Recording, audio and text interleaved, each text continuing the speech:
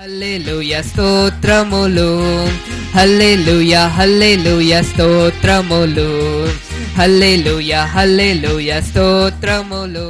ప్రభునామముకు మహిమ కలుగును గాక. అపోస్తలుడైన పౌలు కొరింథీయులకు రాసిన మొదటి పత్రిక 11వ అధ్యాయము.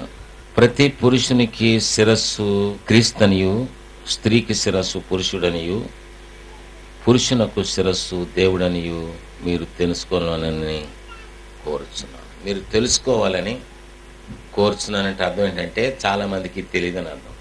కాబట్టి అపోస్తలుడైన పౌలు గొప్ప సేవకుడు, అనేక మంది స్త్రీలను పరిచర్యలో వాడుకున్నటువంటి వాడు. మరి ఈ మాట చెప్తూ ఉన్నాడు, ప్రతి పురుషునికి శిరస్సు క్రీస్తు.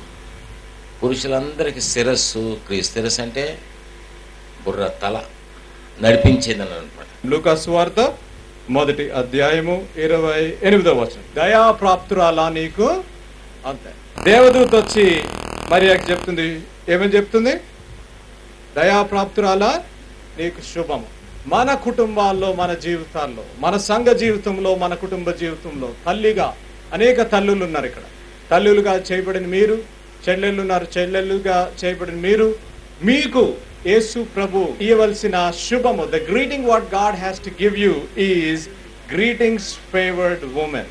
దయా ప్రాప్తురాల అని మనం పిలువబడిన రోజు hour machine will be accomplished.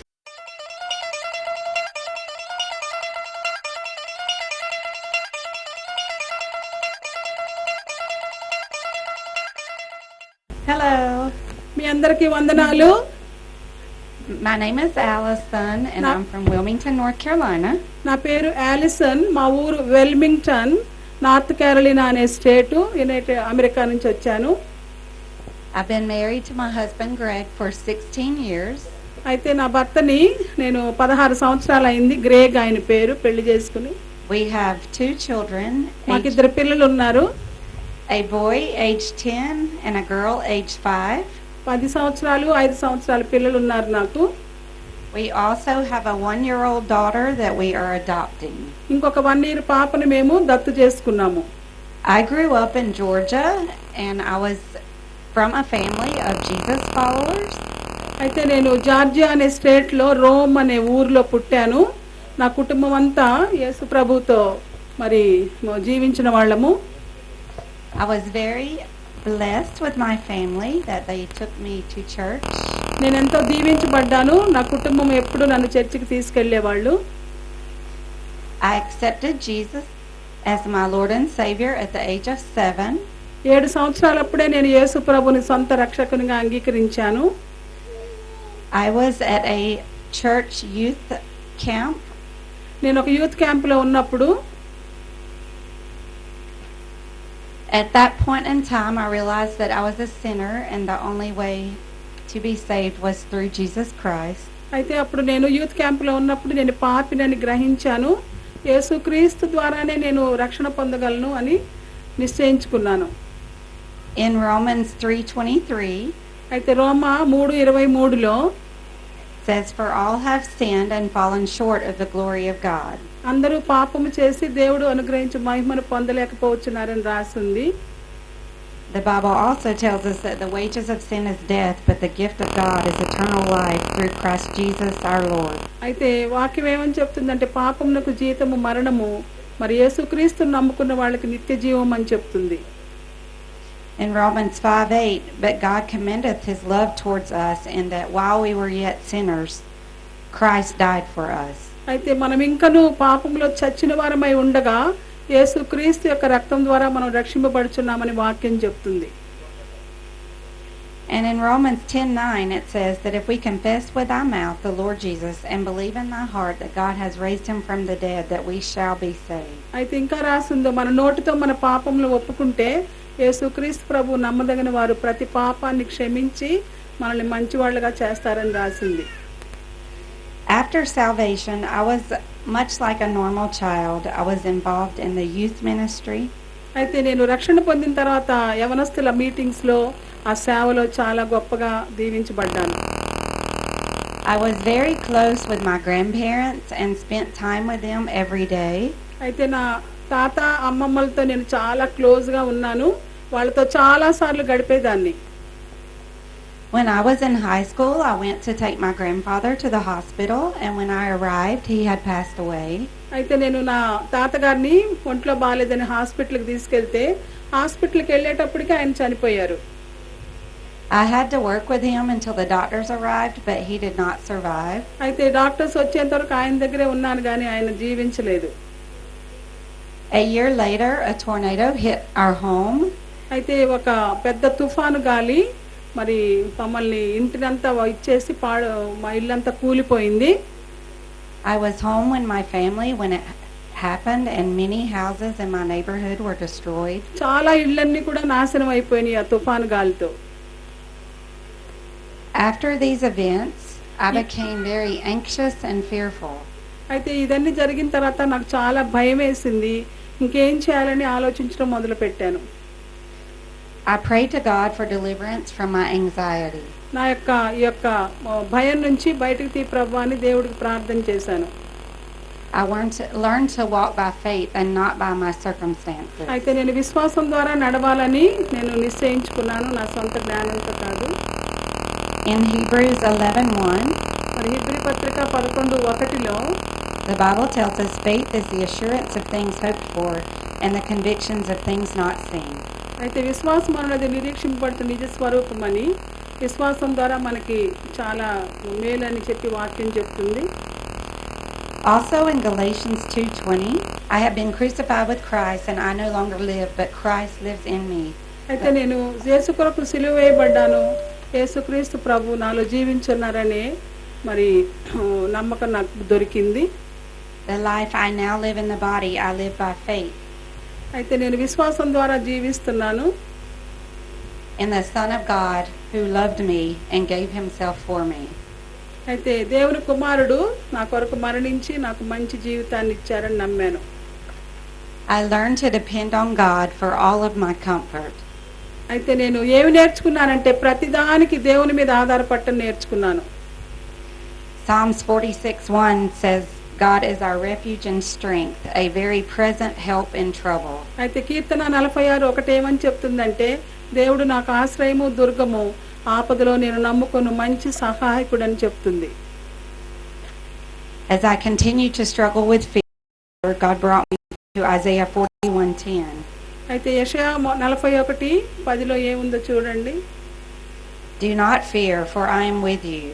నువ్వు భయపడకు, నీతో పాటు నేనున్నానని చెప్తుంది వాక్యం.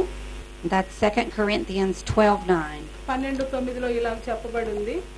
I began to feel the comfort and claim the promises that God offered in his word. కాబట్టి దేవుడు ఇచ్చిన ప్రతి వాగ్దానాన్ని నేను తీసుకున్నాను, నేను బలపరచబడ్డాను. I can now say I have been healed from anxiety. అయితే నేను నా యొక్క ఆందోళన నుంచి బయటపడ్డాను. Proverbs 8:35, for whoever finds me finds life. అయితే ఎవరైతే నన్ను కనుగొంటారో వాళ్ళు నా జీవాన్ని కనుగొంటారని చెప్తుంది వాక్యం. And obtains favor from the Lord. దేవుని నుంచి మనకి అన్ని ఆశీర్వాదాలు ఇస్తుందని చెప్తుంది. And Matthew 5:6 tells us, blessed are those who hunger and thirst for righteousness, నా కొరకు ఆకలి దప్పులు గలవారు ధన్యులు అని వాక్యం చెప్తా ఉంది. for they shall be satisfied. వాడు తప్పకుండా తృప్తిపరచబడదురు అని చెప్తా ఉంది. Thank you. మీ అందరికీ వందనాలు. God has been extremely faithful in my life and has brought me through many trials. దేవుడు మరి చాలా కృప కలిగి నన్ను ఎన్నో కష్టాల నుంచి బయటకు తీసుకొని వచ్చాడు. I was born in Romania in pretty extreme poverty. అయితే నేను రొమేనియా అనే దేశంలో పుట్టాను. చాలా కరువు కలిగినటువంటి దేశం అది. I had an extremely unstable and somewhat violent childhood. అయితే నాకు చిన్నప్పుడంతా చాలా కష్టాలు పడిన ఇల్లు అన్నమాట. మరి ఇంట్లో చాలా కష్టాలు పడ్డాను. At age 11, my parents moved to Greece to escape communism. అయితే నా 11వ సంవత్సరంలో నా తల్లిదండ్రులు గ్రీసు దేశానికి వలస వెళ్ళిపోయారు, అక్కడ కమ్యూనిస్టు పరిపాలన భరించలేక. And I was left to live with my grandparents for 2 years, who were very violent towards each other. అయితే నేను నా యొక్క తాత అమ్మమ్మల దగ్గర ఉన్నాను. వాళ్ళిద్దరూ ఎప్పుడు పోట్లాడుకుంటానే ఉండేవారు. My grandfather used to hurt my grandmother really bad, and I would have to help her many times. అయితే నా తాతగారు నా అమ్మమ్మని ఎప్పుడు కొడుతూ చాలా గాయపరుస్తూ ఉండేవాడు. అమ్మమ్మని నేను ఓదారుస్తూ ఉండేదాన్ని. And every single day I would ask God to save me from this. It was pure hell for me living there. అయితే ప్రతిరోజు దేవుణ్ణి అడుక్కునేదాన్ని, ఈ యొక్క కష్టాల్లో నుంచి, ఈ బాధలోంచి నన్ను బయటికి తీ ప్రభు అని. So our God, 2 years later, I was able to get my visa and my passport and go to Greece. So God had answered my prayer after 2 years. అయితే 2 సంవత్సరాలు వాళ్ళతో బాధలు భరించాక అక్కడ నుంచి నేను గ్రీస్ దేశానికి వెళ్ళిపోయి మా అమ్మ మా నాన్న దగ్గర ఉన్నా. In Psalm 34:4, the Bible says, I sought the Lord and he heard me and delivered me from my fears. అయితే నేను దేవుని చూచాను, ఆయన నా ప్రార్థన విని నాకు విమోచన కలిగించాడని చెప్తుంది. While I was traveling to Greece, మరి నేను గ్రీస్ దేశానికి ప్రయాణమై వెళ్తుండగా a situation has arose in which they were going to kick me off the bus. అయితే ఒక పరిస్థితి ఏర్పడింది. వాళ్ళు నేను రొమేనియా నుంచి గ్రీస్కి వెళ్తుంటే ఆ బస్సులో నుంచి బయటకు తోయడానికి కూడా నన్ను తోసేద్దామని వాళ్ళు అనుకున్నారు. However, a very mysterious woman helped me. అద్భుతంగా ఒక అద్భుతమైన స్త్రీ నాకు సహాయం చేసింది.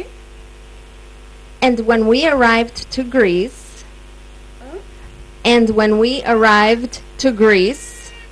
గ్రీస్కి మేము చేరినప్పుడు there was absolutely no record of this woman to have ever been on the bus. అయితే ఆమె ఆ స్త్రీ గురించి అసలు ఆమెకు టికెట్ ఉన్నది లేదు, ఆమె అందులో ఉందని కూడా రికార్డ్ లేదంట. And that day, even before I was a believer, I knew that was my guardian angel. అయితే దేవుడు ఒక దేవదూతను పంపించాడు ఆ బస్సులో నా కొరకని నేను అనుకున్నాను. Because God is a God of protection. He protects his children. అయితే దేవుడు ఎలాంటి వాడంటే మనల్ని కాపాడేటువంటి దేవుడు. In Psalm 46:1, God is our refuge and strength and a very present help in trouble. అయితే కీర్తన 46:1లో చెప్తుందో, దేవుడు మనకు ఆశ్రయము దుఃఖమై ఉన్నాడు, ఆపత్కాలంలో నమ్ముకొనదగిన సహాయకుడని కీర్తన 46:1 చెప్తా ఉంది. We came to America. I was a very rebellious teenager. అయితే నేను అమెరికా దేశం వచ్చాను మా తల్లిదండ్రులతోటి. అక్కడ చాలా మరి యవనస్తురాలుగా అవిధేయతగా జీవించాను. However, God kept me safe even through all my crazy years. అయితే నన్ను దేవుడు చాలా విధంగా ఆయన నన్ను కాపాడి బ్రతికించారు. God is a God of plans, and he protects those he has great plans for. అయితే దేవుడు చాలా మన కొరకు ఒక ప్రణాళిక కలిగిన వాడు కాబట్టి మనం ఎన్ని తప్పులు చేసినా, ఎన్ని కష్టాలు చేసినా, ఆ యొక్క గమ్యం చేరేంత వరకు, ఆ ప్రణాళిక కంప్లీట్ అయ్యేంత వరకు దేవుడు మనల్ని కాపాడుతూనే ఉంటాడు. Because we are in his plan. In which I joined the Air Force. అయితే నేను ఎయిర్ ఫోర్స్ అంటే మీకు తెలుసు కదా, మరి ఎయిర్ ఫోర్స్ లో జాయిన్ అయ్యాను. And I was presented with the gospel అయితే నాకు ఒకళ్ళు సువార్త చెప్పారు. and had to make a decision if I wanted to follow Christ. అయితే నేను ఒక తీర్మానం చేసుకున్నాను దేవుణ్ణి నేను అనుసరించాలని. And one night in my apartment by myself, మా అపార్ట్మెంట్ లో నేను ఒక రాత్రి ఉన్నప్పుడు God literally entered my presence. అయితే దేవుడు మరి ఆయన సన్నిధి నాకు చూపించాడు నా అపార్ట్మెంట్ లో, నా రూమ్ లో. And I gave my life to Christ. అప్పుడు దేవునికి నా యొక్క జీవితాన్ని సమర్పించుకున్నాను. So all of these years, God had protected me and guided me for this moment, for my salvation. అయితే ఇన్ని రోజులు కూడా దేవుడు నన్ను రక్షించి కాపాడుకుని నన్ను ఒక గమ్యం చేరేలాగా చేశారు. I then got out of the Air Force and went to college and got married. అయితే ఎయిర్ ఫోర్స్ వదిలేసి నేను కాలేజీలో చదువుకుని మళ్ళీ పెళ్లి చేసుకున్నాను. However, I did have some emotional baggage. అయితే నాకు అప్పుడప్పుడు కొంచెం మరి చాలా తొందరపాటుతనం ఉండేది. And I fell under severe depression. మళ్ళా నేను ఏమో వేదనలోకి దిగిపోయాను. So I cried out to God every single day to take me. అయితే నేను దేవుడికి ప్రార్థన చేస్తాను, నన్ను తీసేసుకో దేవుడా, నేను వచ్చేస్తానని. But he refused. ఆయన నిరాకరించాడు నేను చనిపోకుండా ఉండాలని. Because he is loving and he knew what was better for me and he had a plan for me. అయితే దేవుడు నన్ను ప్రేమిస్తున్నాడు కాబట్టి నన్ను ప్రేమించి నా కొరకు ఆయన ఒక మంచి ప్లాన్ వేసి పెట్టారు కాబట్టి నన్ను చనిపోనివ్వలేదు. God healed me from my depression. నన్ను దేవుడు స్వస్థపరిచాడు నా వేదన నుంచి. In Psalm 147:36, he says that he heals the brokenhearted and binds up their wounds. అయితే మరి హృదయంలో బాధపడిన వారిని నేను స్వస్థపరుస్తానని చెప్పాడు ప్రభు. అలాగే నన్ను స్వస్థపరిచారు.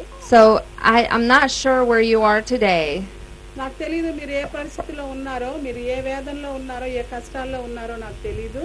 this world sometimes has lots of heartaches. అయితే మనకి ఈ లోకంలో చాలా మరి హృదయ వేదనలు కలుగుతూ ఉంటాయి. But God has a plan and he will heal you if you trust him. అదే నువ్వుగా మన అందరం కానీ ఆయన విశ్వసిస్తే తప్పకుండా ఆయన మన వేదన నుంచి బయటకు తీసుకొచ్చి మనల్ని ఆదరిస్తారు. And if you do not know Christ as Savior, that is the first decision you have to make to be able to make that happen. ఒకవేళ మీకు కానీ యేసుక్రీస్తు మీ రక్షకుడని మీకు ఆ యొక్క నిర్ధారణ లేకపోతే మాత్రం మీరు ఫస్ట్ తీసుకోవాల్సిన మొట్టమొదటి అడిగి ఏంటంటే యేసుక్రీస్తుని సొంత రక్షకునిగా అంగీకరించాలి. Thank you so much. మీ అందరికీ వందనాలు. స్తుతించగా